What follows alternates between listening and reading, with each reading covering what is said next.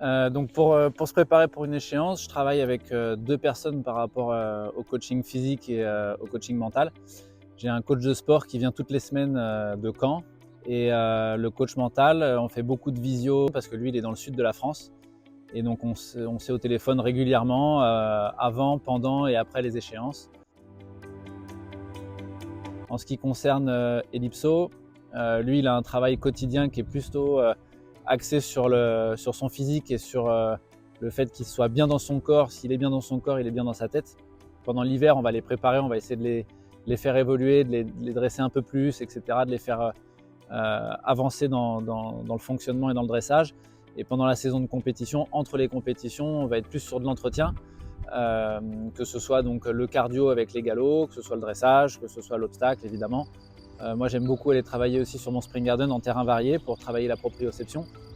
Donc c'est toutes ces choses-là qui vont être mises bout à bout en amont d'une échéance pour que le cheval soit prêt psychologiquement et physiquement pour cette compétition. C'est indispensable, ma groom. Non, en gros, globalement, c'est toujours le même matériel pour chaque cheval. C'est-à-dire que quand j'ai du matos qui fonctionne sur un cheval, je veux absolument la même chose pour le concours d'après.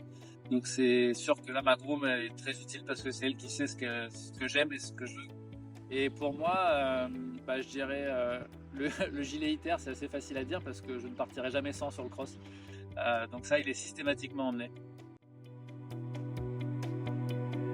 Dans ma carrière aujourd'hui à haut niveau, je pense que c'est le cheval le plus complet que j'ai et que j'ai eu. C'est un cheval qui dresse très bien, qui saute très bien et qui crosse très bien. Pour moi, il a tous les éléments d'un cheval de très haut niveau pour de grandes échéances. Je le compare à Dwayne Johnson, le grand costaud gentil. C'est une armoire à glace, mais avec un vrai bon fond. Il veut toujours bien faire, il se donne à fond et c'est assez agréable. Savoir qu'à la maison, il est plutôt cocooning, plutôt feignant et dans son box à aimer les câlins et les carottes. Et il se révèle compétiteur une fois lancé sur ses épreuves. Je dirais que c'est pas franchement un tips, mais c'est plutôt essayer de ramener la routine qu'on peut avoir à la maison avec le cheval en compétition pour essayer justement que ce soit le moins traumatisant possible pour le cheval et que ce soit le plus facile à digérer et qu'il ait la sensation d'être en compétition comme à la maison. La récupération de mes chevaux, c'est assez simple. Quand on rentre de compétition, ils vont au paddock. Ils vont passer entre 1 semaine et 15 jours en fonction de l'événement qu'ils ont couru, du niveau d'épreuve. Ils vont faire que du paddock. Et à côté de ça, beaucoup de soins, des massages, de l'argile, de la técar-thérapie. On leur fait beaucoup de soins autour, mais surtout les remettre à l'herbe, à l'état naturel, qui récupèrent, que ce soit une vraie récompense pour eux d'aller à l'herbe. Et jamais au-delà de 3 semaines, parce qu'on sait que la perte musculaire arrive à ce moment-là. L'idée, c'est vraiment juste de les laisser récupérer, souffler et encaisser ce qu'ils ont pris musculairement et mentalement. Et après, la remise au travail est plus facile, je trouve. Hormis la gagne, le moment qui est assez puissant, c'est la montée d'adrénaline quand on se dirige vers la boîte de départ du cross. L'événement qui m'a le plus marqué sur ce passage-là, c'est sur le 5 étoiles de Burley. J'ai encore le souvenir et encore cette boule que je peux ressentir dans le ventre au moment où je me dirige vers la boîte de départ. Et je dirais que c'est ce moment-là qui est le plus fort. Le plus gros imprévu que j'ai eu dans ma carrière, c'est une chute qui a eu lieu en 2017 sur le 4 étoiles Londres de Bramham en Angleterre. J'ai fait une grosse chute sur le cross avec ma jument, on est tombé dans le coffin et le résultat a été assez important parce que je me suis disloqué la hanche droite. J'ai passé 1 semaine en observation et à l'hôpital en Angleterre. J'ai eu le droit à 2 opérations et à la suite de ça, les médecins n'étaient pas hyper enjoué et pensais pas que je referais du sport. Donc c'était psychologiquement assez difficile.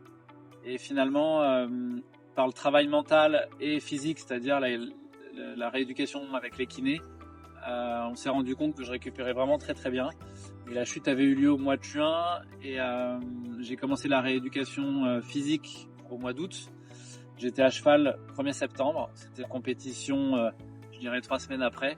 et de nouveau sur le niveau 4 étoiles 2 mois et demi après, je dirais fin octobre, début novembre. Ça a vraiment changé ma façon de voir les choses, surtout sur le cross. Avant, je voulais absolument être maxi coûte que coûte. Aujourd'hui, je monte voilà, d'une autre manière. Je trouve que c'est plus intelligent de dire si c'est faisable et réalisable, on sera à l'heure. Si ça l'est pas, on se mettra pas en danger, en tout cas pour l'être. Et je pense vraiment que cet accident-là, plus le fait d'avoir ma fille aujourd'hui maintenant, m'ont fait mûrir dans cette équitation-là et je monte plus sereinement mes crosses. J'arrête déjà d'être coaché mentalement et ne pas hésiter de demander de l'aide justement à un coach mental comme nous on le fait à haut niveau. Je pense que c'est vraiment important de pouvoir arriver serein et ne pas avoir de pensée parasite. Le deuxième conseil, je dirais que c'est d'être prêt techniquement. Ne pas aller sur une compétition où on n'est pas prêt. Il faut être vraiment prêt techniquement, voire être capable de faire plus difficile que ce qu'on va réaliser en compétition. Waouh, bonne question. Difficile de les départager, je dirais le côté spectacle de badminton et le côté le plus gros cross au monde de Burghley. Le saut dans le vide. Tôt le matin.